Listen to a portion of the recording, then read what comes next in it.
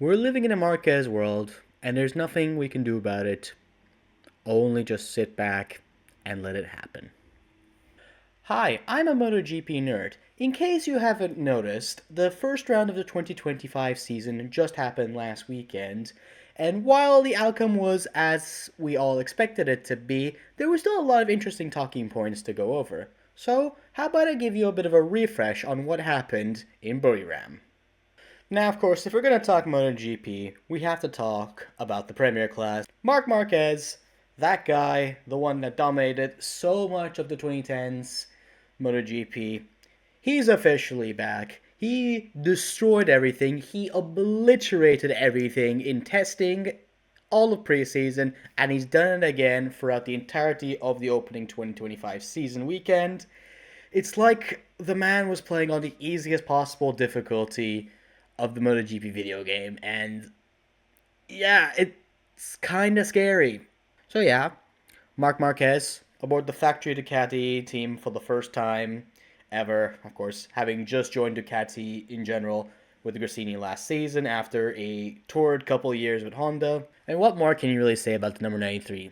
He was fastest in practice sessions, he was the fastest in qualifying, got pole position, completely dominated the sprint race, completely dominated the main race. Perfect weekend to start off his career as a factory Ducati rider. His main opposition, and to make it even worse, was not any of the other expected main title contenders. It was actually his little brother, Alex Marquez, just to rub it in even more at how good of a period this is right now for the Marquez family, the Marquez clan. Alex was one of the surprise names that really came on strong throughout the preseason tests aboard the GP24, which was an insane bike last year, and as we can tell, is still ridiculously insane now. The younger and taller of the Marquez brothers was the second fastest guy overall throughout the entire weekend.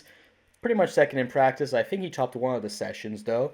Second in qualifying, and of course, second in both the sprint races and in the main race to make it a 1-2 Marquez throughout the entirety of the MotoGP weekend. Now, it wasn't exactly all sunshines and lollipops during the feature race for the Marquez brothers. In fact, at one point, we thought Alex was the one that was going to win the race. While Mark looked extremely comfortable having had literally the perfect start and easily keeping everyone else at bay and looking like he was going to destroy everything like if it was 2014, he randomly just started going very slow out of one of the corners early on in the race and then just relinquished the lead and then continued as if nothing happened. Everyone, and I'm pretty sure everyone, especially Marquez fans, were probably stunned to see what happened, and those Marquez fans, you could probably fear their heart just completely popping out of their chest and flying off to go get therapy, only for it to be not actually that much of an issue at all. So the reason why Mark, as it turns out, gave his brother the lead of the race, gave everyone pretty much a heart attack, thinking, oh my god, is it actually going to happen? Is it going to be not that easy? Or is there actually going to be competition this year? No. It turns out, though, it was actually because of a pressure warning that Marquez got regarding his front tire. Now, unfortunately, we have a stupid rule in place in MotoGP nowadays where your tires need to be above like a certain range throughout like a period of the race, usually like a majority. I believe it was something about 60% for the feature race. And Marquez had gotten a warning relatively early on that his front tire pressure was too low for the range, and that at this rate, if he had stayed out front, he would have gotten a penalty for it. So, simple solution, drop behind his brother, let him lead the race. In the meantime, stay behind him in his dirty air in order to heat up your front tire pressure to make sure that it is at an acceptable level, and then, near the end of the race, take your spoils. And that is exactly what he did. So yeah, Marc Marquez won the race. Alex Marquez finished second. All happy there for the Ducati clan. In the meantime, the other side of the factory Ducati team had a bit more complicated weekend, even though there was a double podium. Two-time champion Pecco Bagnaia did not look up to it at all in terms of his pace throughout the entirety of the Thai weekend. He'd already shown signs that he wasn't feeling as comfortable on the new bike, and that lack of feeling kind of progressed into the actual racing weekend, where Pecco did not manage to really match his teammate or even the satellite rider in terms of pace or even one lap speed. And that task was made even more harder by a little bit of drama that Pecco had to suffer throughout practice session, in which he ended up missing out on Q2's automatic promotion, having to go through Q1 for two silly reasons. One reason, Franco Morbidelli still does not know how to get off of a racing line. Number two, there was an incorrect yellow flag that was shown, and that caused him to lose his fastest lap, even though it shouldn't have. Honestly, how do you even do that? I don't even know. He did come pretty close to snagging P2 in the feature race, as Alex Marquez had suffered of tire wear near the end, but couldn't pull off. Whilst in the sprint race, which admittedly he's normally not the best at, he had to spend a lot more time looking at the guy behind him in P4. Who was that guy in P4? I freaking Ogura. Yes, you heard me right. The rookie Japanese man, last year's Moto2 world champion, had a sensational debut weekend in the Premier class. We all knew he was good. We knew he would eventually become good. We didn't know he would become good this quick and that level of good in just his first race. Ogura had already made a bit of a stunner by qualifying 5th on the grid, and then backed it up by finishing a sensational 4th place in the sprint race, right behind Tecco Bagnaia for the entirety of that run, and then backed that up again with another strong 5th place, easily the best non-Ducati the entirety of the weekend, and the only one that came relatively within a sniff of the top Ducatis, which is no mean feat whatsoever. And this was easily the best rookie performance you would have ever seen in a long time. I believe the best finishing position by a rookie in their maiden race since a certain Marc Marquez did in 2013. I was like second place. No, that was third place. That hats off to you, You are incredible, and let's hope that he can really keep up this momentum, because MotoGP needs a Japanese rider up there, We need the Japanese rider to be up there. In terms of other performances, we could say, Franco Morbidelli, give him good credit. He did screw up massively by almost ruining his good friend Pecco Bagnaia's weekend. He did get a 3-place penalty for it. But other than that, Morbidelli was generally quite good aboard the GP24, which he rode last year. And he looked pretty solid, finishing where you would probably expect him, finished 5th in the sprint race, and finished 4th in the feature race. So hats off to Frankie. Besides Ogura, Aprilia had a solid but not exactly spectacular weekend. Of course, missing their main guy, last year's world champion Jorge Martin. Marco Bezzecchi showed off some pretty solid pace overall. He looked very good in that regard, but unfortunately bad starts and a poor qualifying did really ruin his hopes of getting a top 5 chance, because otherwise he probably would have been up there with Ogura in terms of that. Ralph Fernandez was one of many riders to suffer burns throughout the weekend, like Fabio Di Giannantonio and Alex Rins also suffering of those due to the extremely hot conditions that we had in Thailand. So not exactly the best start to the year for Raul, who already had a injury hit preseason, but not too shabby overall for Aprilia.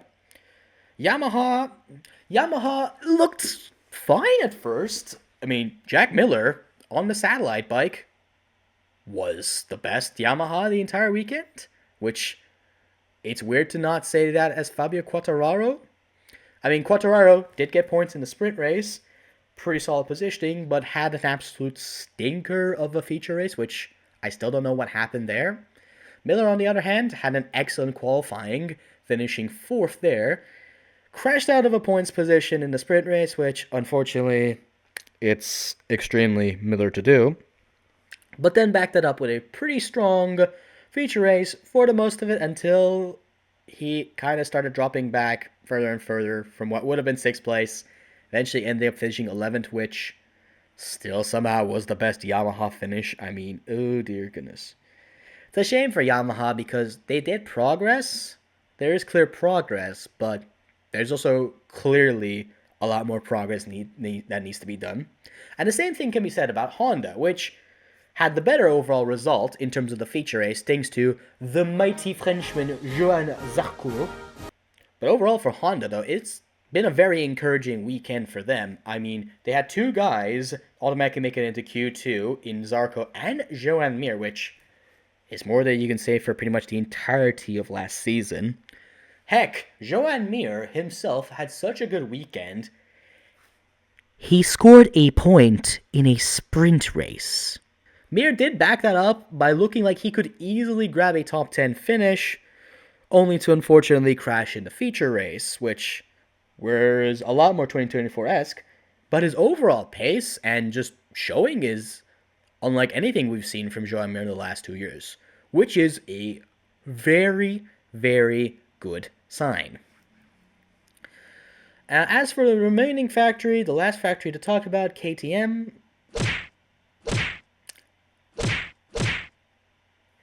Yeah, that's not looking good there, is it? In terms of the other two categories that happened during a Grand Prix weekend, Moto2 and Moto3, the general finishing result was a little bit disappointing because it ended up being a bit of a beatdown by both winners of those two categories, albeit one did involve it being a bit more competitive than what the other one was. Moto2 ended up just being the Manu Gonzalez show. The Spaniard was simply on an other earth compared to everyone else. Easily the fastest man in practice, scoring pole position in qualifying, and backing up a pretty dominant victory in the race to put himself as the prime contender right now for the Moto2 crown. Gonzalez has been improving with each season he's been in Moto2 ever since coming from the super sport, super bike world. And he's continuing to progress, and right now he looks insanely good. His closest contender in the race would have been Celestino Vietti on board the Speed Up, who once again pulled off a miracle recovery from a Q1 appearance to be competitive, if it wasn't for the fact that Vietti got wiped out in the middle of the race while battling for second place with Senna Agius, the Australian, who did end up getting a long lap penalty, but did manage to at least rescue a podium, despite it because he was just so far away from everyone else that he was able to defeat Diogo Moreira in a pretty nice battle for P3 near the end of the race. Most people's pick for the championship, Aaron Canet, had a relatively quiet but solid ride to P2. He would have probably expected a P4, but of course, with the Aegis Vietti incident, which was correctly penalized, Canet definitely should not complain about a P2. Probably one of the best P2s he will ever take in his career after pretty much having nothing but a resume of P2s in the category. Oh, gosh. Other big talking points of Moto2, there's not too many. We did see a very impressive debut performance by one of those rookies in the Aspar team. No, not the one you were expecting. It was actually Danny Holgado who delivered an excellent P8 for his first race in the category and looked really at home on the bigger bikes, which, fair play to him. The current transition from Moto3 to Moto2 is not an easy thing. I mean, they say it's harder than Moto2 to MotoGP, so for Holgado to have produced such a good result already is quite something to behold. The same unfortunately cannot be said for his teammate, the one we did expect to be in that position in David Alonso. The conqueror of Moto3 last year had a very rough start to Moto2 life. He was nowhere near the points. He struggled very much in terms of pace, and definitely not a race weekend that he would want to remember. But we know how good David Alonso is. We know that transition will take a bit of time. He didn't exactly have the best debut to Moto3 himself at the first few races, so give him some time, he'll get used to it eventually, and we will see the David Alonso that we expect to see. And finally, we have everyone's favorite category of pure chaos and just destruction, Moto3. Now, as we've become accustomed to, Moto3 tends to set up quite a bit of chaotic racing between all of the youngsters that are trying to vie for promotions, for wins, for podiums, or, just anything to make their names in the category. We did start off with a bit of a surprise in terms of who really are the top dogs for the category to start off the year. The qualifying session had quite a few surprise names towards the front of the grid, not the expected ones, with Matteo Bertelli, the Italian, scoring his first career pole position ahead of series veteran Stefano Neppa, while we had Scott Ogden score a surprising fourth position, really good showing from the Brits. Meanwhile, the guys that we would have expected to be contenders and as the favorites of the category, such as Angel Piqueras, were quite a bit further down the grid and were not really in the position that you would expect them to be in. Needless to say, though, in Moto3, sometimes qualifying positions don't really mean jack squat when you have an 18-rider train fighting for the top 3 positions. And it did start off a little bit that way, but in the end, what we did get was a race of attrition. By which I mean crashes. So many crashes. While the race did end up being a bit of a snooze fest towards the end for victory, as it was effectively a domination by Red Bull KTM Ayo's Jose Antonio Rueda, who generally had the best pace overall out of anyone on the grid, and did manage to pull away with the chaos happening behind him. Out of the 26 riders that are on the Moto3 grid, only 15 of them actually made it to the finish. So, if you managed to get that checkered flag, you got points! Yay! Plenty of podium contenders went down the wayside, such as the Japanese pair of Tayo Furusato and Ryusei Yamanaka, all crashing out of contention whilst in pretty strong positions. We also lost the likes of Joel Kelso and Angel Piqueras, of which the Australian unfortunately wiped the Spaniard from the rear into the final corner around the midway point of the race, an incident that also cost series returnee and serial winner of Moto3, Dennis Foggia, a chance to fight for the podium. Foggia avoided the incident, but completely dropped away from the lead group. Pole position man Matteo Bertelli also dropped out of contention after he made a massive mistake running completely off the track at the final corner and just dropped way too far back. Although he did manage to salvage a top 5 position, so still a decent showing for Bertelli. Might still even be a career best for him, so promising signs for the Italian. We all know David Munoz is an extremely fast rider. He's a very talented kid. He's bold, he's aggressive, he's fantastic to watch, really exciting. But that aggression of his has backfired on so many occasions and is a very good reason why David Munoz has yet to win a Grand Prix, despite being a serial podium contender since the beginning of his GP career. In the middle of the battle for the podium positions, David Munoz goes for a move on Luca Lunetta into turn 3, as you would expect, long straight, braking zone, what do you expect? He's on the inside, he looks like he's going to make the pass, but as he's making the pass, he just moves over towards where Lunetta is, even though they're clearly beside each other, and causes contact before they've even turned into the corner.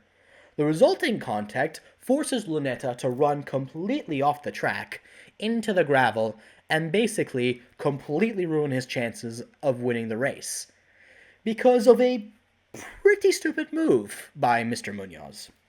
This is not something new with him, though. And so, he was duly punished with a long lap penalty. Only he never got a chance to take that penalty. A few laps later, Munoz was in second place, chasing down Rueda, when he crashed out of the race at that very same corner in which he caused terrorism on Lunetta. The result means that he was out of the race, completely out of it, didn't even get the service penalty, and just made himself look like a bit of a fool overall. Oh, wait. But wait, there's more. When Munoz was making his effectively illegal move on Lunetta, he was not only making a very dangerous one, he was doing it under yellow flag conditions at that very section of the track, where marshals were in the gravel outside the corner, presumably due to an incident that had happened earlier. That meant that he'd actually tried doing something pretty stupid in a very dangerous condition that could have really endangered the safety of the marshals on the side. Because of that, Crafar and the rest of the stewards panel decided to add this additional penalty and earn David Munoz the Goofball of the Weekend award, which is completely deserved. It's such a shame, because Munoz is great, but he doesn't learn. He just does not learn. To conclude the Moto3 shenanigans, Rueda had a pretty easy win. We had a lovely battle for second place, which ended up finishing with Alvaro Carpe, the reigning Junior GP and Red Bull Rookies Cup champion, in his first full-time race, finishing second ahead of Adrian Fernandez and Stefano Nappa. Just let my guy score a podium already, please. See, Alvaro Carpe's feat is something that is not very often seen for someone to finish so high up on the podium in their very first full-time race. In fact, it kind of made me realize there was a bit of an interesting coincidence, or maybe not, here. The start of the 2025 season, Moto3 class, we have the more experienced rider in the Red Bull KTM IO squad in Jose Antonio Rueda, winning the opening race ahead of his rookie teammate Alvaro Carpe, making his full-time debut in the category. If you look back at 2021, we had Jaume Masia winning the opening race as part of the Red Bull KTM IO team of that season, with his rookie teammate finishing in second place. I wonder whatever happened to that rookie teammate of his. And that's just about all of the main points that we could cover in terms of what happened in the opening round of the MotoGP season. It was a bit hectic at certain times, probably a bit low-key in terms of the general action, especially in the Premier class, but we definitely have seen some good things. We definitely have some certain things to look forward to that be excited about, particularly about Moto3, a bit about Moto2, and I guess about MotoGP. It's kind of hard to call. Like, a lot of people think the season's pretty much already over because Marc Marquez is too good, and they may be right. But hey, I'm an optimist. I like to believe that things can get better. Things will look a bit more competitive for the next few races. I do hope the likes of Pecco Bagnaia will rebound, look a lot stronger, and actually give Marc Marquez a proper fight, because that's what we all want. I hope that we can see Alex continue to pick up the form that he has on right now, win that first MotoGP race, and I'd like to continue to see the other manufacturers continue to make that progress, because it does look like they've gained a bit. Maybe not as much as they would have liked, at least for the likes of, say, KTM, who probably have actually gotten worse, but this is just one race. It's good to have MotoGP back. I've been stuck with this sport for pretty much ever since I was a kid, and now I'm a fully grown adult. And yeah, I don't think I could ever get away from it, regardless of what I do, even if the series ends up just being dominated by a Spanish overlord. Again. And with that, I guess that's an end to this video. Looking forward to seeing what happens in the next round in Argentina, which we have missed after we didn't get to go there last season, and hope that things there get a lot more tasty in terms of the action of MotoGP. Until then, have a nice day. Thank you for watching this video, for wasting your time watching me, and hopefully I'll see you waste more time on the next video.